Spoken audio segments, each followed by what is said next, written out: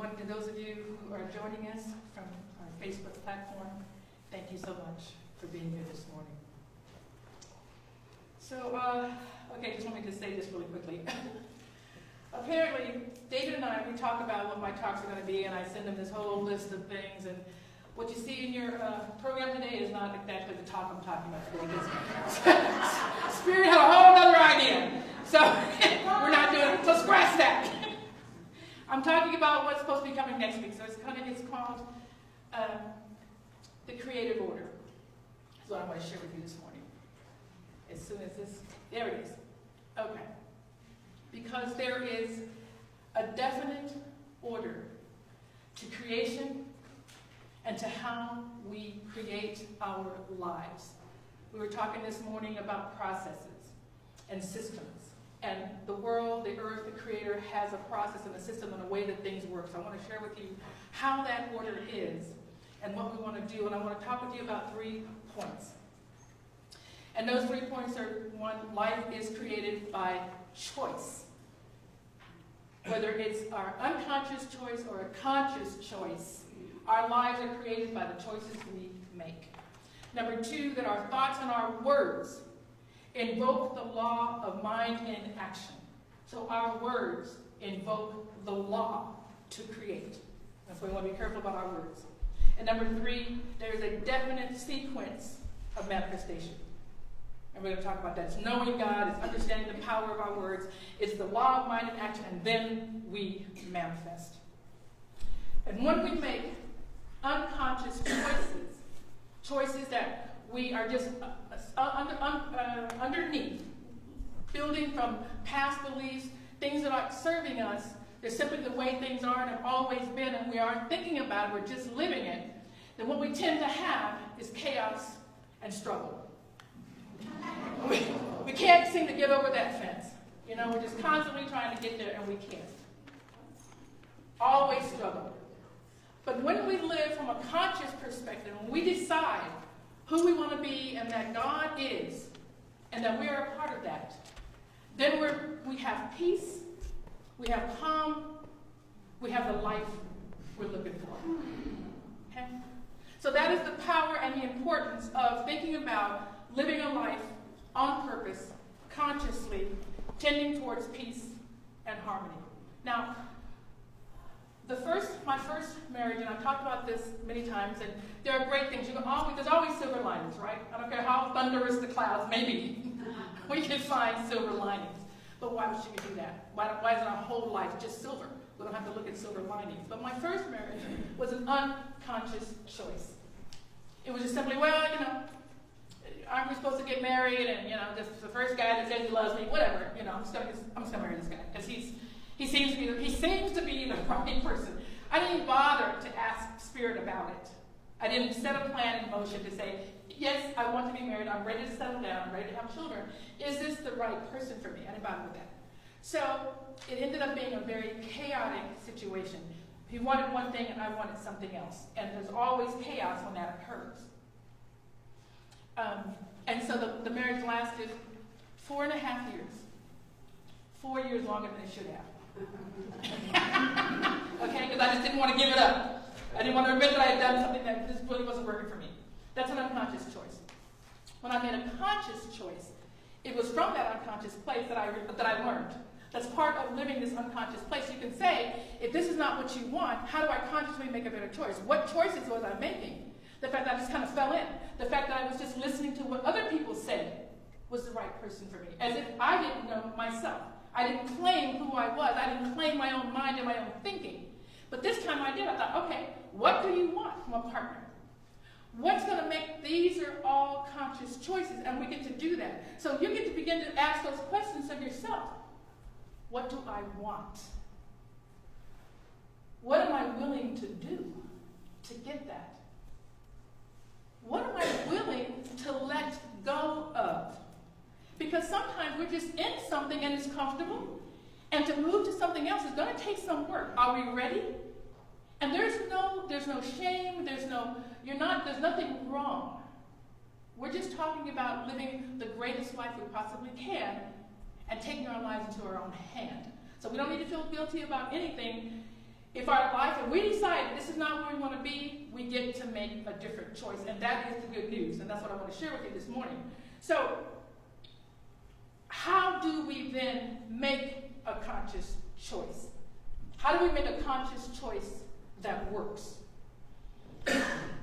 There's 2 points to it. One is that we need to know God. We need to know that there is one source, one power for good on this planet that is involved in everything we do, and everyone that's on this planet comes from that one source. We need to understand that and know that for ourselves. And we need to understand the power of our words. So to the first point, how do we know? How do we know? I'm going to go back. Yes. How do we know that there is a God, that God exists? Who in here has felt the presence of God in their lives?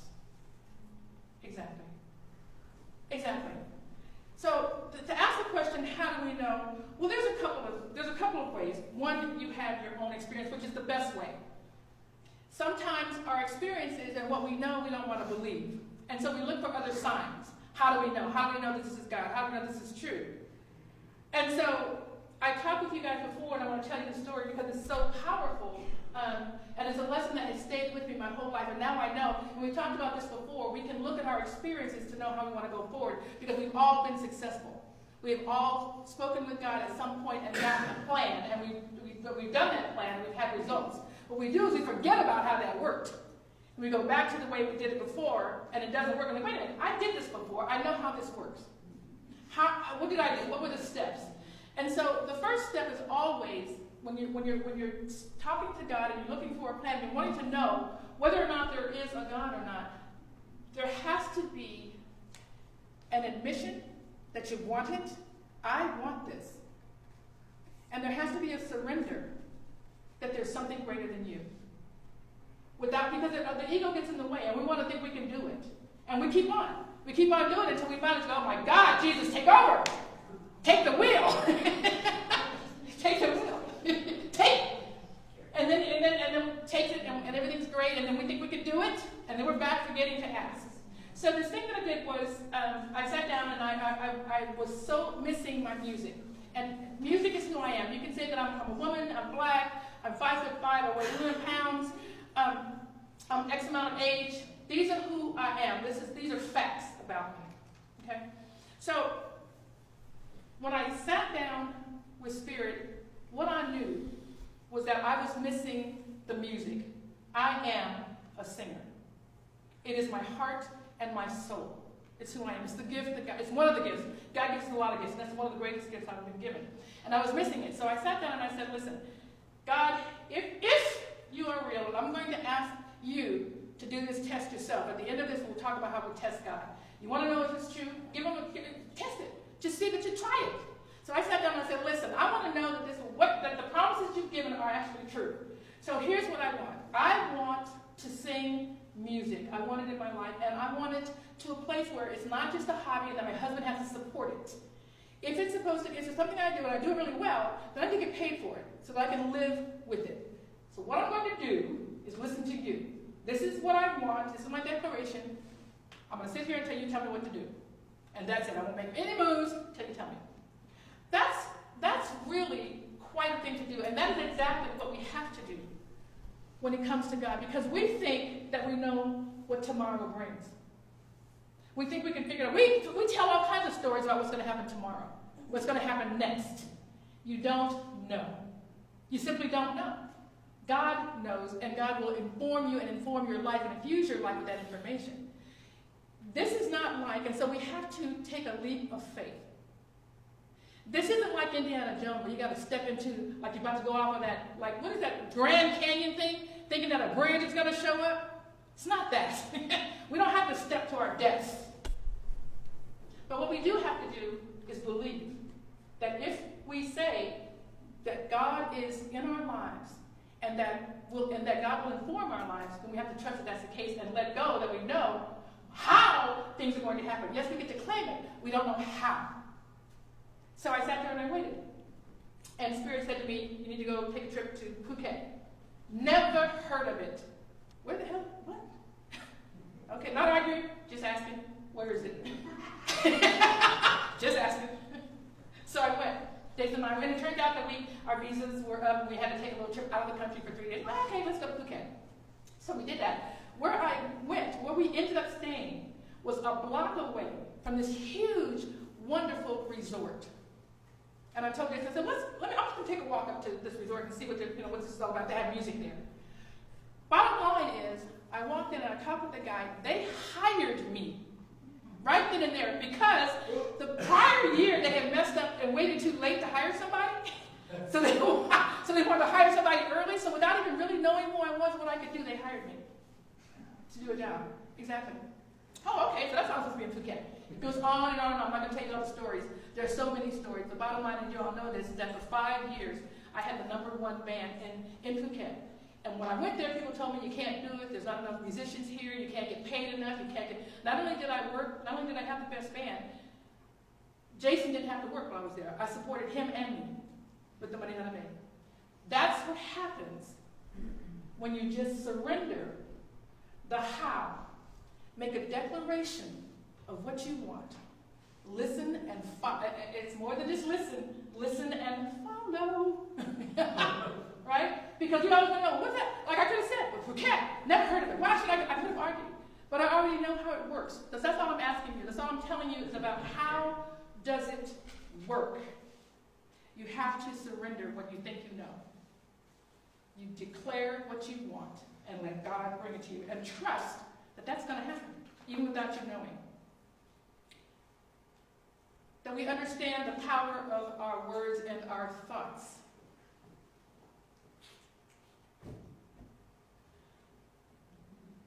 Words have power. You've got the power. Your words have the power. You get to do and claim and make whatever life you want to create. What we hold in mind, what we speak out loud, is our reality. So what words do you consistently use? Think about it. What words do you consistently use? Life is hard. I'm battling. The struggle is real. What are the words you're using? Or are you saying, is it joy? It's going to work out. God is with me. Nothing to worry about. It's all good. Do you understand? You see what will be created based on those words? Based on the words that are constantly in your mind. So I'm asking you to think about, as you are holding words or thinking about what you want to do next, one of the things that Jason, all my friends, always ask me is, I can't find whatever it is. I can't find my classes, I can't find my radio, I can't find blah, blah, blah, blah, whatever it is I can't find. Can you help me find it? And I say, yeah. You know why? And I always find it. Do you know why? Because in my head, as I'm looking for it, I say to myself, it's here somewhere. I'm going to find it. That's what's in my head. It's here somewhere. I'm going to find it. So what's in your head as you're going to do something? If I go to find something, do I say, my God, I can't, it's probably lost. Someone stole it. That's the thing my daughter says all the time. She was missing some diapers in her house. She said somebody came in and stole them. I'm like, sorry? What now? You have a TV, you have radio, but they came in your house and stole the diapers. Okay. All right. Rethink that. That's not really what's going on. So, what happens in your mind prior to you making a declaration? This is from what we believe. This is where the unconsciousness, when I talk about a conscious or unconscious choice, that's where it is. You know what's going to happen by the thoughts that are happening before you make a declaration. The thoughts that are constantly running through your head. That's the life you're invoking. That's the life you're telling the law of action to invoke for you. It's what you believe in.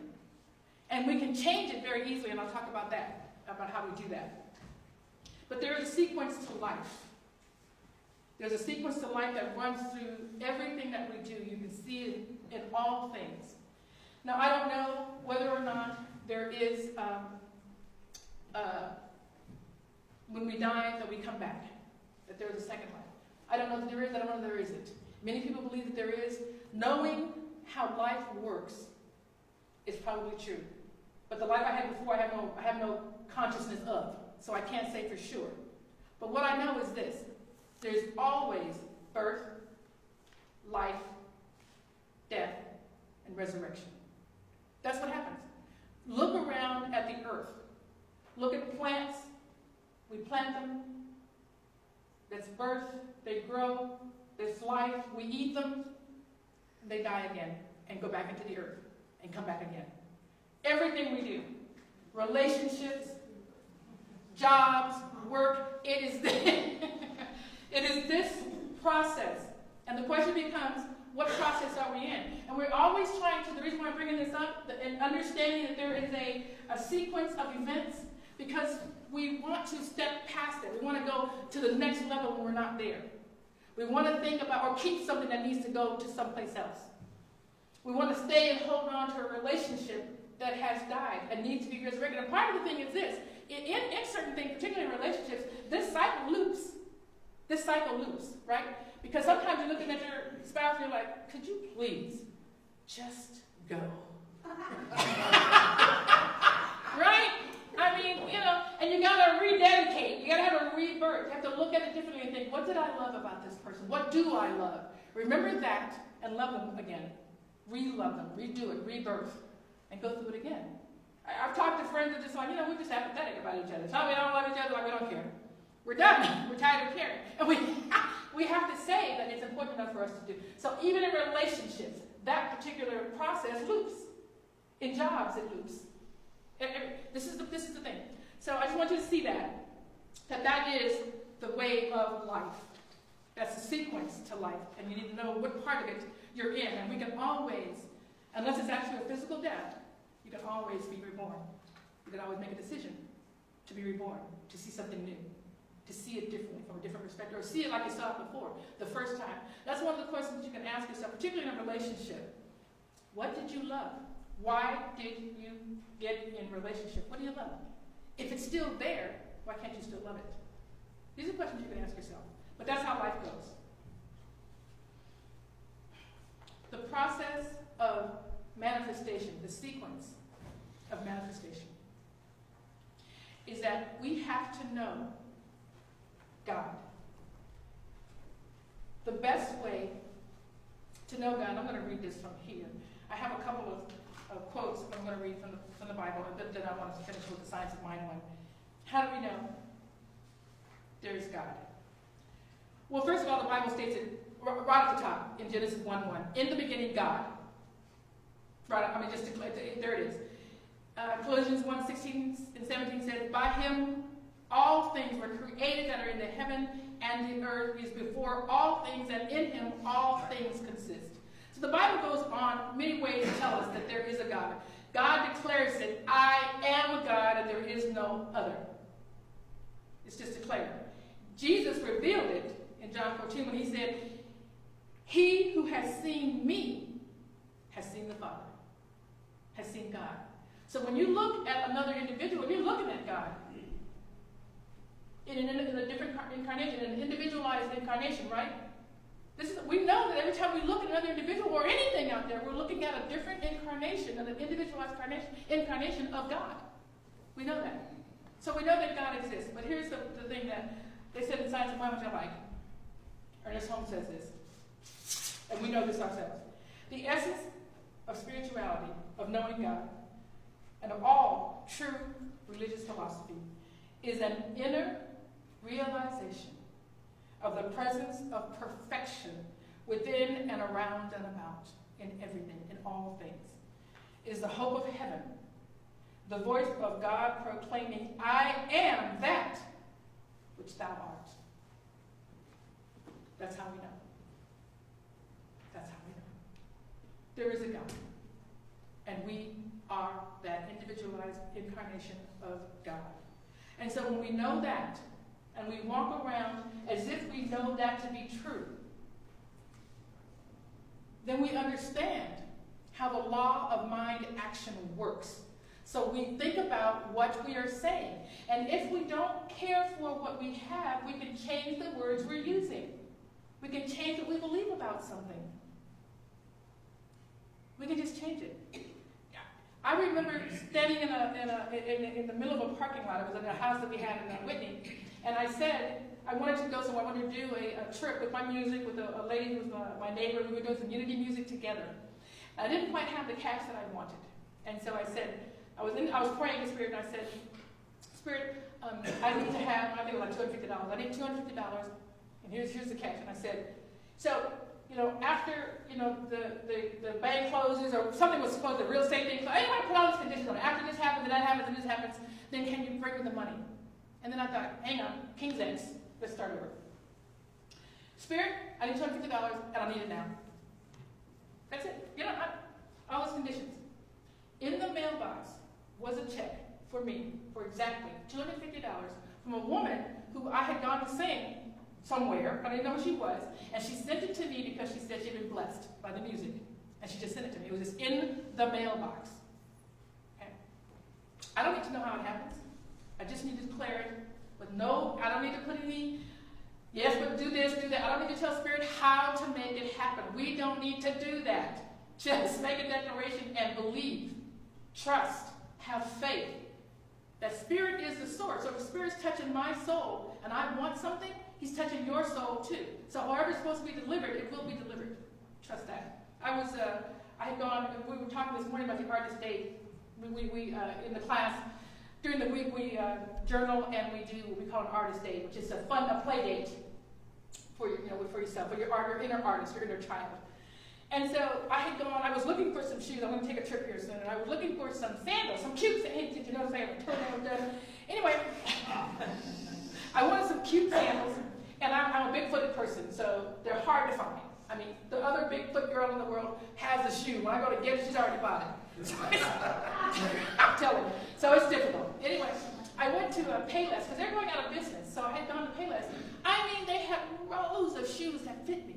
And sandals and all that. So I walked out with 4 pairs of shoes because I'll never know what I'm going to find anymore. So I found those 4. Then there was another pair of shoes. And they weren't sandals. They were gorgeous. And they were purple with flowers and high heels and blah, blah, blah. And they were not my size. They were actually, believe it or not, too big for me. Yeah. And so I tried them on. And then first of all, no, these aren't. I don't wear these kind of shoes. It's not my style. They're too high. For one thing, as you get older, you don't wear the heels as high as you used to when you were young. Just so you know. So okay, they're too high, they're not my style, and they're too big. So I don't need to get these shoes. Well, they wouldn't leave me alone. And I just, okay, fine. So I bought them. Hey, they're like this. Yeah, that's how. That could be it. But I'm heading home, and I'm almost home. There's a post office right up the street from my house. I look at the post office and I think, Michelle, these shoes were for Michelle. They're not for me. I was supposed to send them to her.